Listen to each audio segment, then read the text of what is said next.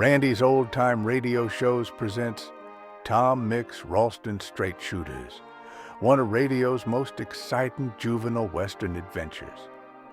First airing in the 1930s and starring the legendary cowboy Tom Mix, the series thrilled young listeners with fast-paced action, daring rescues, and clear-cut tales of good versus evil. Sponsored by Ralston Cereal, each episode transported audiences to the rugged Old West, where Tom Mix and his sidekicks always fought for justice. Saddle up and join us as we relive these classic adventures from a golden era of radio. The Tom Mix Ralston Straight Shooters are on the air. And here comes Tom Mix, America's favorite cowboy. Johnny, come on, boy. Red is Ralston for your breakfast. Start the day all shining bright. Gives you lots of cowboy energy with a flavor that's just right. It's delicious and nutritious, bite-sized and ready to eat. Take a sip from Tom, go and tell your mom that it's Ralston ain't me. The Tom Mix Ralston Straight Shooters bring you action, mystery, and mile-a-minute thrills. Tonight you're about to hear another episode in a baffling mystery. The mystery of the Vanishing Village.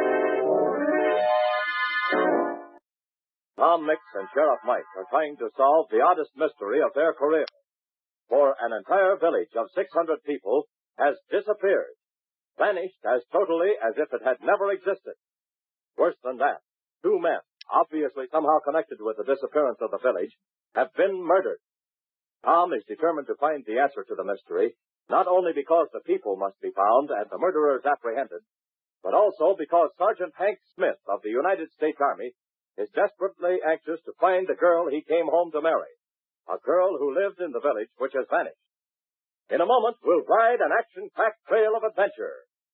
But first, here's good news. The best news you've ever heard. It's news of a sensational radio offer. Sheriff Mike Shaw has arranged to have some badges made. That's right, whistling sheriff badges, exactly like the one the vigilantes gave him. Think of it. You can have a whistling sheriff's badge exactly like Mike Shaw's for your very own. This badge is a knockout. There's never been anything like it before. You see, it's made of metal, shaped in the form of a shield, has crossed 6 shooters at the top, and the word sheriff stamped in big letters to make it official. In the center of the badge, now get this, in the center of the badge, there's a siren whistle. Yes, sir, a siren whistle built in. And when you blow on it, it sounds like this.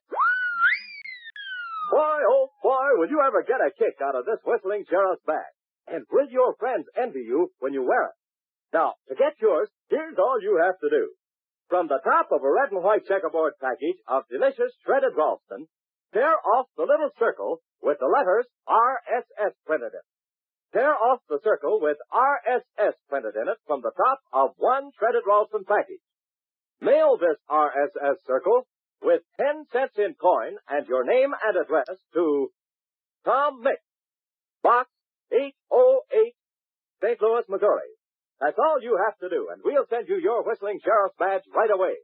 This offer is good only in the United States. The supply is limited, so get your order in tonight. Tomorrow, sure. Now, let's join Tom, Mike, and Sergeant Smith as they examine the body of Harry Phillips, Moose Creek Junction station agent, who has just been killed. Listen. He's the second one, Tom. Salatiel Albine was the first, and he's the second. Both of them killed the same way, by a long-range rifle equipped with a silencer. Holy mackerel, Sheriff, how can you tell that? Why, easy, Sergeant. You'll note that there window at the other end of the room has a hole through it. A neat hole drilled by a bullet. Now, that bullet come from the outside. Nice work, Mike. Thanks, Tom. Holes, bodies, blood. And this is no motion picture. It's real.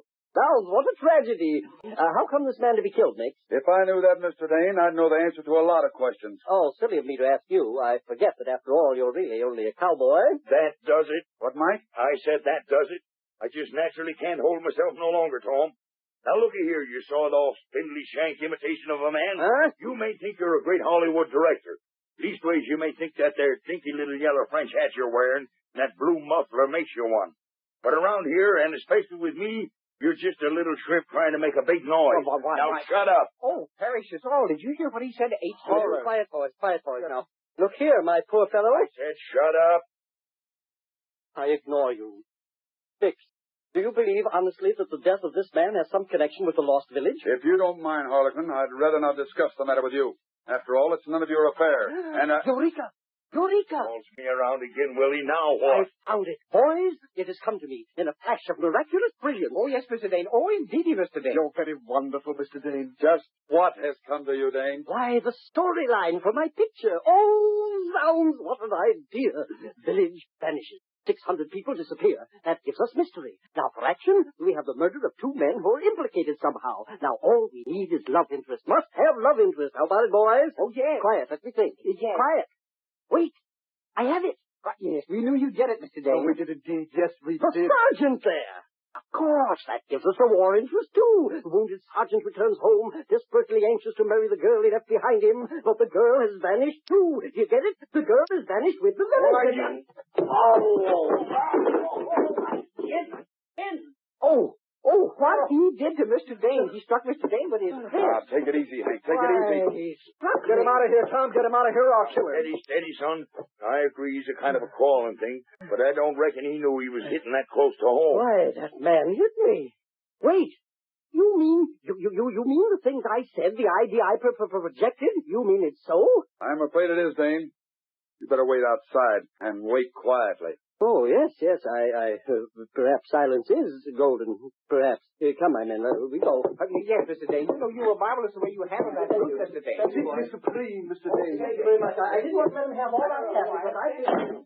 Hey, Tom, you surely ain't meaning to have that there loudmouth skunk as a guest at the ranch. When I made that offer, it was hospitality pure and simple, Mike. But now... But now you changed your mind, huh? No, my offer's still good, Mike. Huh? The great Harlequin Q. Dane will be my guest at the TM bar. Oh, Tom. But for a different reason, Mike. A completely different reason. What do you mean? What's in your mind? Just a feeling, Mike. Just one of those hunches that Harlequin Q. Dane is even more important than even he thinks he is. Tom, you got a look in your eyes that tells me you've discovered something, that you're following a trail. Now, what is it? No, not now, Mike. 2 men have been killed, and we've got to do something about it. I want Doc Green and Dover to perform a thorough medical examination.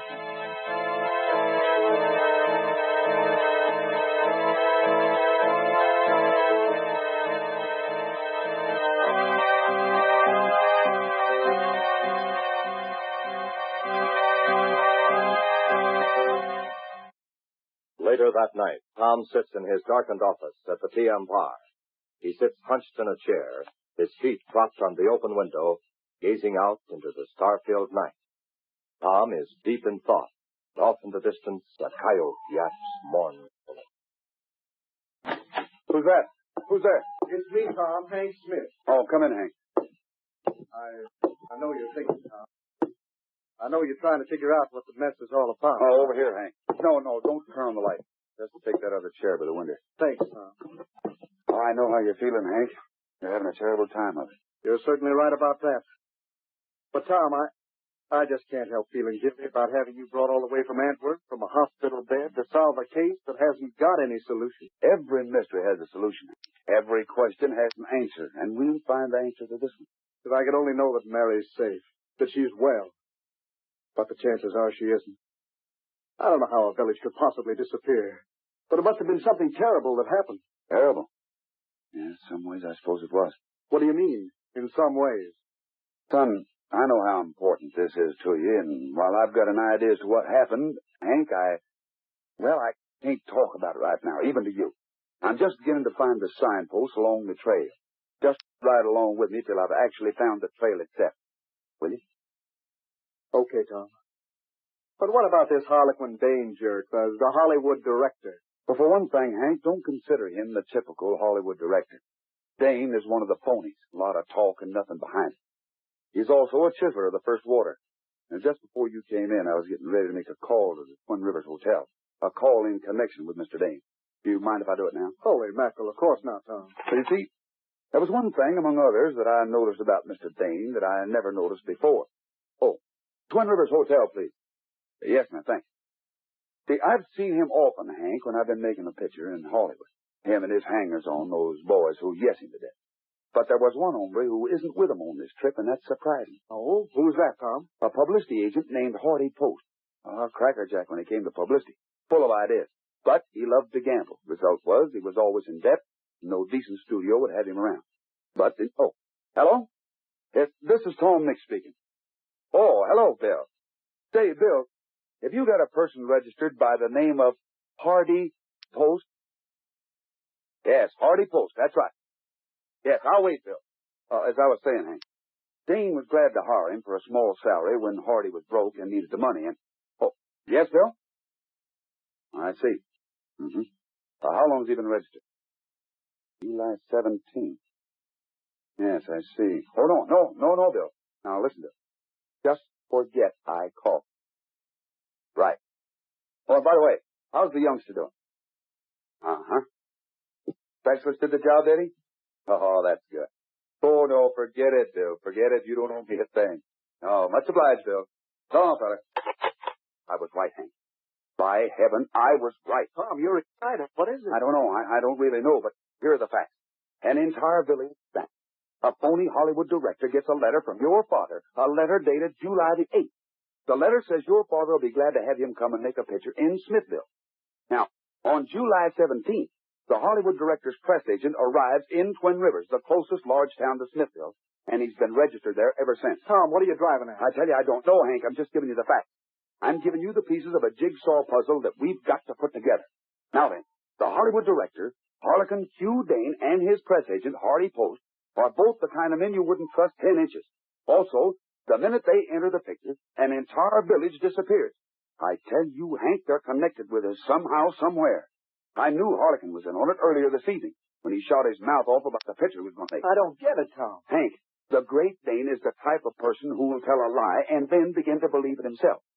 You hit him because he began to invent a story around you and a missing girl. But he wasn't inventing. Huh? He knew it was actually so, Hank.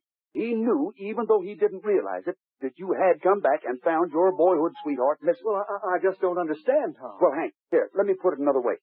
The so-called Great Dane, and believe me, that's not his right name. Wait, Tom, out there in the moonlight, staggering toward the house. Huh? Great guns, it's a girl. Look, she stumbled. She's fallen. Come on, let's get to her, Hank. Through the window.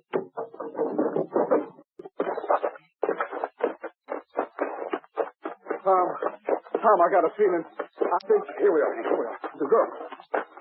Tom, I was right. It's Mary.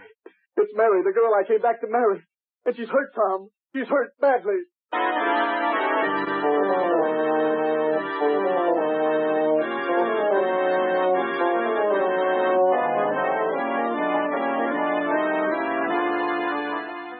What is the meaning of this new development? Where has Mary Slade come from?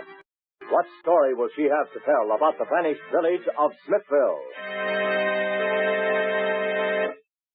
Straight shooters, here's your chance to be a detective.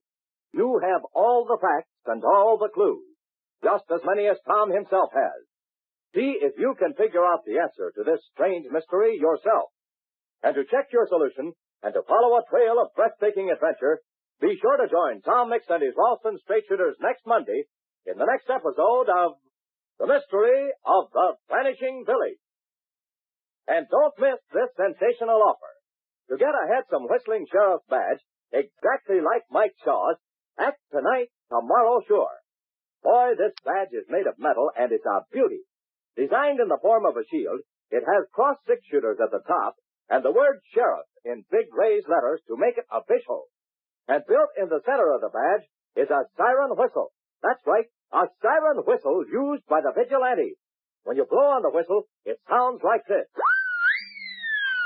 Boy, oh boy, this is one offer you don't want to miss. And here's all you have to do. To get your badge, just ask Mother to get you a red and white checkerboard package of delicious bite-sized shredded Ralston. From the top of the package, tear off the little circle with the letters RSS in it. Mail this RSS circle with your name and address and 10 cents in coin to Tom Mix, Box 808, St. Louis, Missouri. That's Box 808, St. Louis, Missouri. Do it tonight, tomorrow sure. This offer good only in the United States.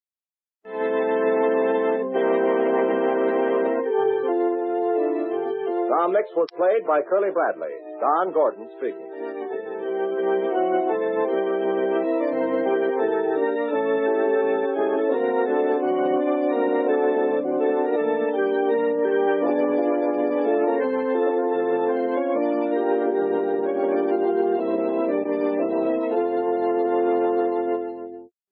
Well, folks, that's all for tonight's broadcast here on Randy's Old Time Radio Shows. Now, bringing these golden oldies back to life takes no small amount of time and effort from our good friend Randy, cleaning up the audio, converting the files, and making sure each show has the best audio possible. If you've enjoyed the program and you'd like to help keep these classics on the airwaves night after night, why not consider a small donation? Every penny goes straight to supporting Randy's work and helping this channel stay on the air. You'll find the links down in the description below. And for those of you kind souls who've already given, Randy tips his fedora to you. Your support truly keeps this old radio spirit alive. Thanks ever so much. And until next time, keep those dials tuned and keep the memories rolling.